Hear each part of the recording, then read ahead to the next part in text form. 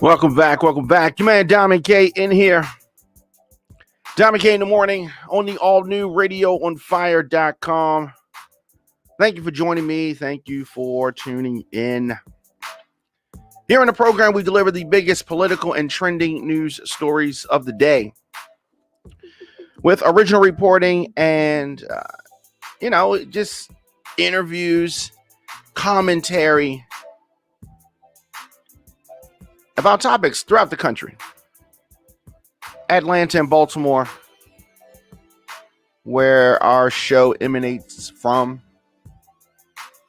And happy Thursday to everybody. Radio on Fire is Black voices giving you the American story. New episodes of the program drop daily, 8 a.m., but I don't want you to miss any of our live broadcasts. In addition to the 8 a.m. program, we drop content throughout the day as news happens. So hit that notification bell so you get an alert whenever we go live. Baltimore's Police Commissioner, Michael Harrison, he's not from the area. And I've always had an issue with the fact that they went outside of their ranks, outside of the area to bring in someone who was almost retired, bringing someone from the South. Not, he didn't come up in the ranks in the area. So it's just some new guy coming through. And I feel that he's always going to have an uphill battle that he's fighting. Just because he's not of the police department, of the area. He's not even from the DMV area. He's, So he's an outsider. But anyway, he says that the conflicts in Baltimore are being settled with guns because people don't fear consequences. Now, I take this as a shot at the state's attorney, a backhanded shot, a passive-aggressive shot, because he's trying to say that people are committing crimes because the state's attorney is not prosecuting crimes. And it's really ironic that the police commissioner is blaming attorneys for the crime. Well, it can't be the police officers of what we're doing or not doing. It's the attorney's faults. That is just backwards thinking. So he was on WBAL, and he was Harrison also talking about participating in a meeting today with the mayor, Brandon Scott, and Governor Larry Hogan. Police commissioner said that there's always common ground. The question is, can we come to a consensus on it? And in his true form, the governor, speaking about this potential meeting, saying basically that all they want to do in Baltimore is make committees and little groups, and that's not going to help anything with regards to crime. That is Larry Hogan talking greasy. He stays talking greasy, Larry Hogan, about Baltimore. Something happens in Baltimore, if it's bad or if it's crime, he's going to throw Baltimore under the bus. That's what he does. And if some Asian people are affected by this crime, he's gonna huff and puff about that. I don't know why people have been fooled by Governor Larry Hogan. I have not been, never was. But for some reason, people in Baltimore, and I guess throughout the state, have been enamored with this modern day boss hog. I don't understand why. What has he done for Baltimore? Nothing. absolutely nothing. But then on the other side of his neck, he tries to talk like he cares about Baltimore, or he's sitting on his little porch. Yeah, they need to come up here and talk to me about what they're gonna do about crime in Baltimore. Like you care. He don't care. Only thing he cares about is lining his pockets. Only thing he cares about. And he threw some shots yesterday at Marilyn Mosby, talking about she didn't want to talk because no meeting with her would be productive because she's under investigation and she's not in prosecuting crime. I wish you were under her jurisdiction so she could look into your stuff,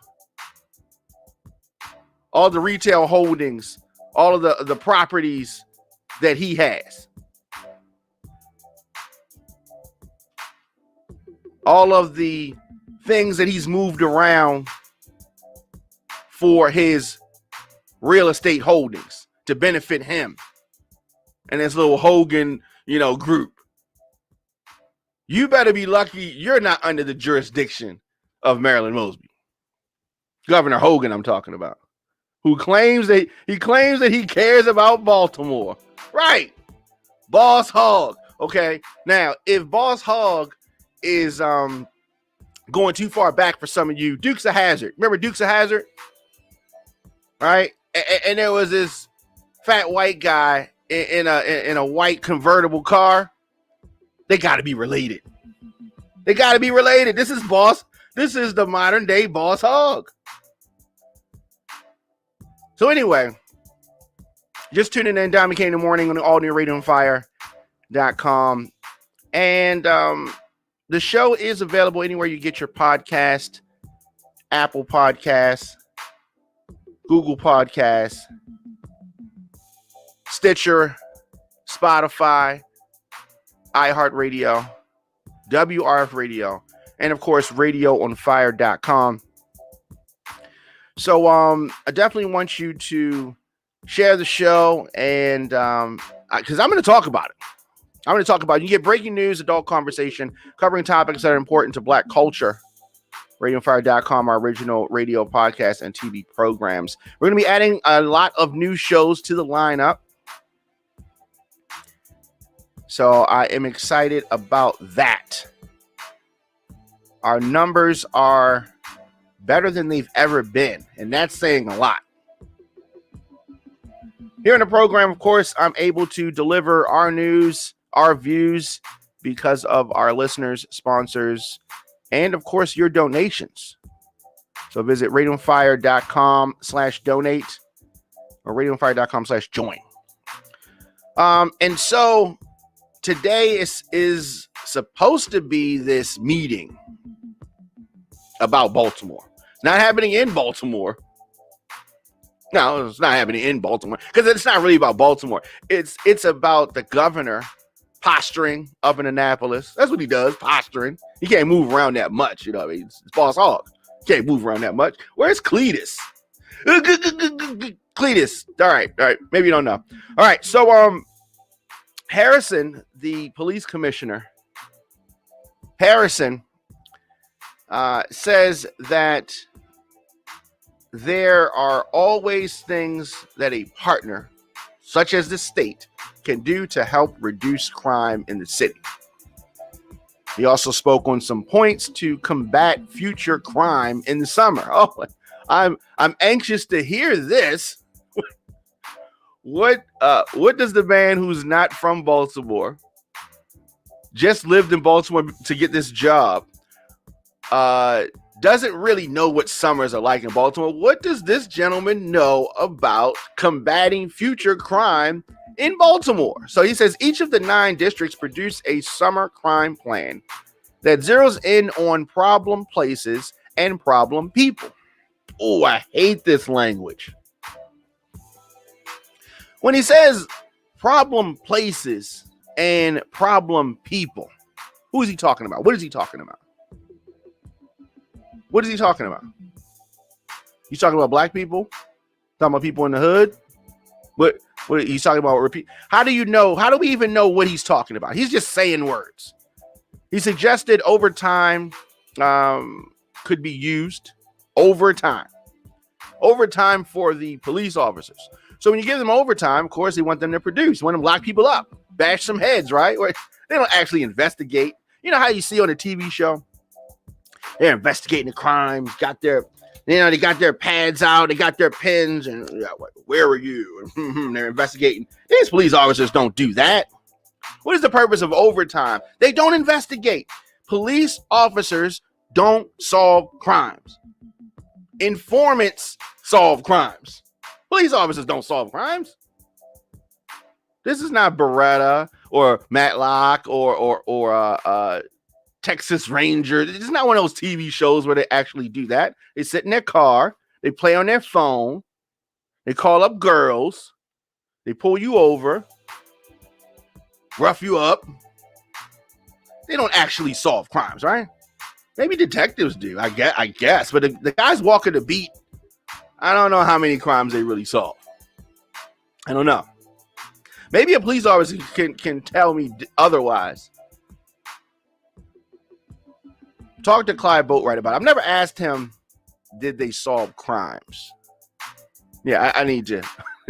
I need to do that. So anyway, Harrison continues, and he says that he plans to go to the meeting, as I said, and he is going to have a sincere, open mind while they sit at the foot in Annapolis of Governor Hogan.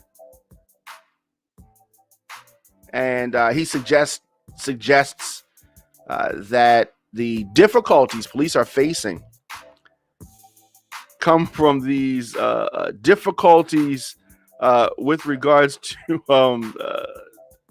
the area and infrastructure and blah, blah, blah, blah, blah. You know, police are the victims. It's just that we could just have some more money. If we could just get a higher rate for the police officers, then the crime could be solved. We just need some more money. That's really what it comes down to. All the money that this guy is making, I mean, I guess, you know, the officer's saying he came in here making all this money. At least he can do is get us a raise. Are you gonna get a raise on your jobs? Let's say you work at McDonald's. Y'all selling less fries, less nuggets, less Big Macs, right? The drive-through is inefficient. Soda machine's always broke. No ice. Are these people gonna get a raise? No. In fact, you're gonna get rid of those people and get some new McWorkers.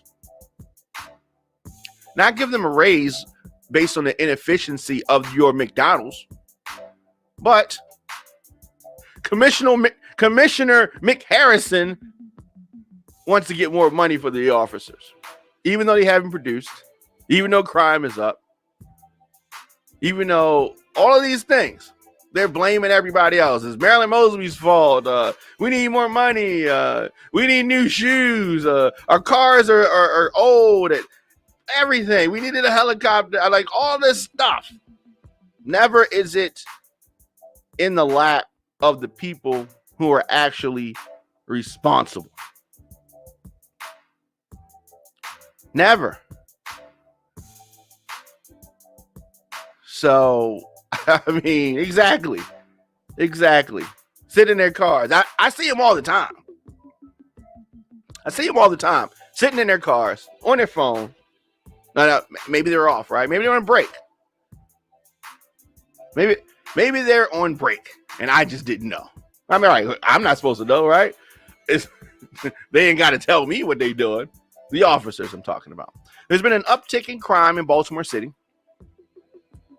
Harrison said that more people are providing information on crime, leading to arrests of these individuals. That's what I told you. Police don't solve crimes. Cooperation from the community usually does that. Now, with that being the case, you would think that the police would try to build a bridge and improve the relationship between the community and the police, considering that their cooperation is what solves crimes. But no, I don't see the outreach. I don't see the effort to improve the relationship between the community and the police department. Maybe you do. Let me know your thoughts in the comment section. Instagram, Facebook, Twitter, LinkedIn, TikTok, at the Diamond K Show, at Radio on Fire. Do you see the effort of the police department to improve relationships between the community and the police? If you do, let me know, because I need to know about this. So community help, important to this. Commissioner Harrison brought that up and acknowledged that. He said that even with some community help, many of the conflicts in Baltimore are being settled with guns because people do not fear consequences. Adding that COVID-19 exacerbated the lack of consequences because of the closing of courtrooms. So when I said that they wanted every excuse humanly possible, okay, crime was on the uptick before COVID-19. So you mean to tell me that people that are engaged in illegal activity are saying, courtroom is closed, we might as well carjack this person? No, they're not saying that. That's not what it is. But he got to say something, right? He got to say something. Despite courtrooms recently opening back up, arrests and investigations have continued.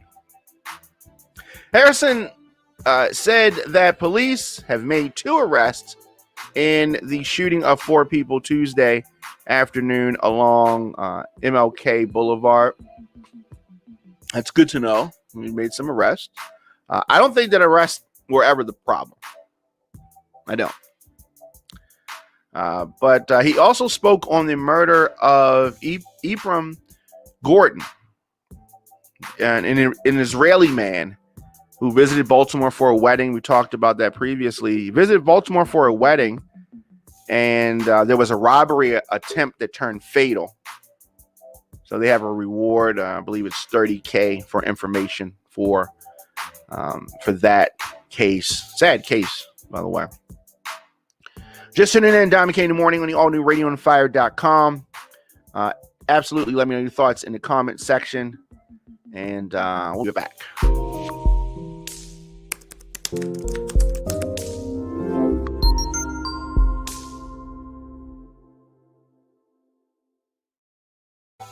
Welcome back. Your man Diamond K in here. Of course, the all-new radioonfire.com.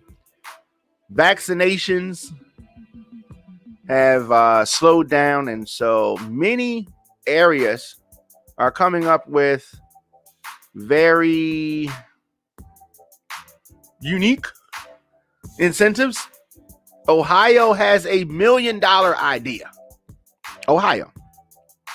$1 million idea. So they have lottery prizes for vaccinations. What do I mean? Ohio's Governor Mike DeWine unveiled a lottery system. So yesterday, he talked about this. In a way to entice people to get vaccinated in his state, they are offering a weekly prize of $1 million and a free ride to college, and a scholarship, including the books and all that, in this very creative bid to overcome the vaccine hesitancy that remains a problem across America. So are you worried about the vaccines? Okay, we'll give you $1 million potentially, or send your child to school on a free ride in Ohio. You just let them give you a shot in the arm. So the move comes as governors and health officials and community leaders are coming up with creative incentives to get folks to get those shots. All right, including like VIP NFL access in the locker rooms, Indy 500 garage access, cash incentives, all kind of promotions. They are going all out for this. So, with regards to Ohio, for 5 weeks, they're going to be doing a drawing. This drawing is only going to contain folks that have been vaccinated. They're going to draw a name, and they're going to give somebody $1 million in Ohio for 5 weeks. And that's 18 and over. And then the younger ones, they're going to do the same thing for 5 weeks and do a drawing. And then those folks are going to get a free ride in college. Free scholarship. Random drawings. State will provide 5 4-year scholarships to an Ohio public university. This is going to include tuition, room and board, books to vaccinated Ohioans under 18. That is creative. So as far as Ohio goes, they have 3 weeks to go before the state restrictions lift. DeWine rolled out this big ticket incentive during a prime time address. So beginning May 26, adults who have received at least one vaccine dose and enter this lottery for $1 million. You're going to do this each Wednesday for 5 weeks. Beginning May 26, this lottery. Random drawings. So you may say, well, they got $5 million to give away. Where is this money coming from? Where's this money coming from? So they say that it's coming from existing federal pandemic relief dollars. And the Ohio lottery is going to conduct the drawings. Very interesting. They can just pop up with money at any time. At any time. Can't fix the roads. No, we would have fixed the roads for. We just want to sit on money and just do a random lottery. The fact that they can just pop up and do a random lottery like that shows you how much money the government is really playing with, hiding. They can fix a lot of things. They fix what they choose, and they choose to do what is, beneficial to them. But I beg to say that it would be more beneficial for them to fix things in the city, in the state. I've only driven through Ohio a few times, but their roads was messed up too. Their infrastructure was jacked up too. DeWine says that it is time to end the health orders. It's been a year. You followed the protocols. You've done what we've asked. You fought this virus bravely. So that means it's all over. You did this for a year. Everything's good. No problem. As you were. More than 4.2 million Ohioans, about 36% of the population, has completed vaccination process as of Tuesday of this week. But the number of people wanting, seeking, inquiring about vaccinations has dropped in recent weeks. And it's so surprising the government can't figure out why. Oh, because Johnson & Johnson vaccine is crap. And people are already nervous. So that's why you took one of the things off I don't even want to say off the market, because none of these vaccines are on the market. It's emergency use. So, of course, if anything happens, you don't have anybody to blame. They have blanket immunity. So, if they take a vaccine off the market, if they stop issuing a vaccine and they already have immunity from it, from any hiccups that may happen to you, the guinea pigs, and they stopped using that one, you know it was bad. You know it was bad. Because this is only approved for emergency use. It's not like it was on the shelf and you was buying it, and it's not like that. It's not like it has been approved. So that is why people are hesitant. In addition to the fact that they were already nervous, he was already nervous. So then it's okay, whatever, right? It's like something that's been recalled on a car, and then you wonder, why did the car sales go down for this particular model? Well, you just did a recall on it. You just did a safety recall. No, this is a surprise. These are so-called educated people. They can't put this together. They can't figure out what. I wonder why vaccine. Why is it gone down? Why is interest in the vaccine gone down? We can't quite put our finger on it.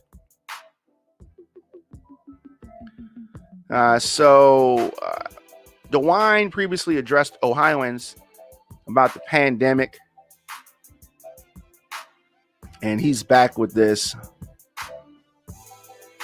So, is this constitutional? Who knows? I don't know. Man, I guess they could, they could do what they want to do in Ohio. What are they gonna say? That is home of the Cleveland Browns. Ellen DeGeneres. How do you feel about Ellen DeGeneres? Ellen DeGeneres. We're going to talk about her on the other side.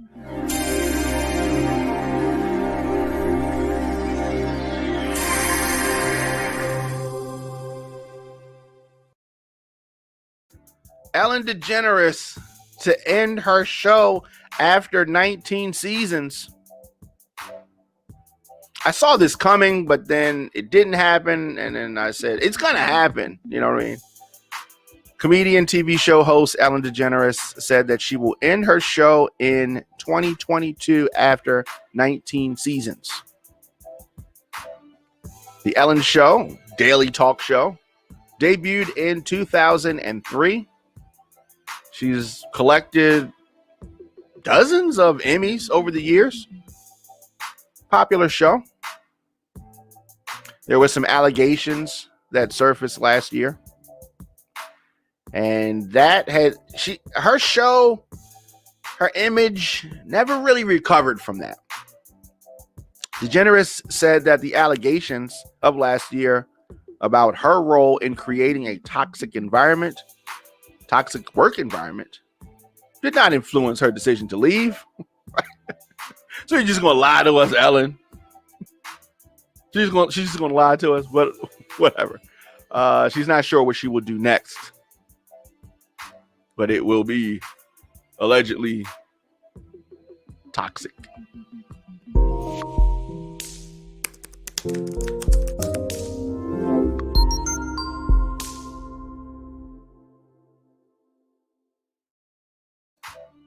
Welcome back. Your man Diamond K in here. Diamond K in the morning, and the all new radioonfire.com. So I don't know if you have had to get any gas lately. Gas has been a little extra if you're on the East Coast. Many places being out of gas. Many places having long gas lines. So this is because of the pipeline that fell victim to a cyber attack last week. So for 6 days, this pipeline was shut down.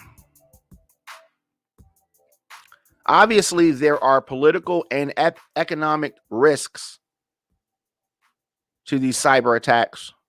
Cyber attacks is something that the average American has seen, at least seen attempted. Those spam emails that you get, those phishing emails that you get, those are attempts at cyber attacks. So this pipeline was shut down. They said it was an all hands on deck kind of situation because it's the largest pipeline in the country, servicing the East Coast from the Gulf all the way up, to up the East Coast. It's serious. So gas has been, kind of scarce. Prices have risen. Hackers successfully attacked this pipeline. And this pipeline delivers 45% of the East Coast's gas. The shutdown that they had to do, or was done because of the hack, caused a supply crunch. Prices spiked. President Biden is supposed to be addressing this. He was scheduled to deliver remarks on the pipeline incident Thursday morning. This is more evidence that the administration is aware of the political turmoil associated with a shutdown like this. People need gas. Affects everything. And like a true politician, he's not going to let a crisis go to waste. The White House efforts to turn the situation into a new reason to argue for infrastructure and his infrastructure package. He's saying, look, see, we need to upgrade some things. I'll tell you what, Baltimore's computer system is crap. It is old. It is antiquated. So I can imagine some of these other places. Computer systems being old. And when I tell you that the government wants to spend money when they want to, that the last thing they want to spend money on, or they do spend money on, is computers and cybersecurity. Last thing. So I want people to understand cybersecurity is important. It's not extra. It's not a luxury. It's not an option. We can't have all this nice stuff and not have any cybersecurity that is meaningful and serious and effective, because you have stuff like this happen. Republican lawmakers are quick to criticize the administration for wanting infrastructure and the definition of infrastructure. Anything that Democrats propose, Republicans are going to disagree with. That's just what it is. It's important for the president to show some empathy and recognize the position that the average American is in vis-a-vis gas prices. Gas is something that determines whether you make a trip or not, whether you go, whether you're carpooling or whether you're driving by yourself. Gas prices affect how much stuff costs in a store. Now, politicians are among the elite, so it's always unlevel to have these elite make decisions for people that don't have as much money as them, because they're usually not receptive. They're out of touch. They're fat cats sitting on a hill making decisions for regular folk. It's always disjointed. Always disjointed. Let me know your thoughts in the comment section. Instagram, Facebook, Twitter, LinkedIn, TikTok, at The Diamond K Show, at Radio on Fire. I'll be back later on today. More news, more views. Hit the subscribe button. Share this broadcast. You can always check us out, youtube.com/DJ Diamond K, or visit radioonfire.com for the latest.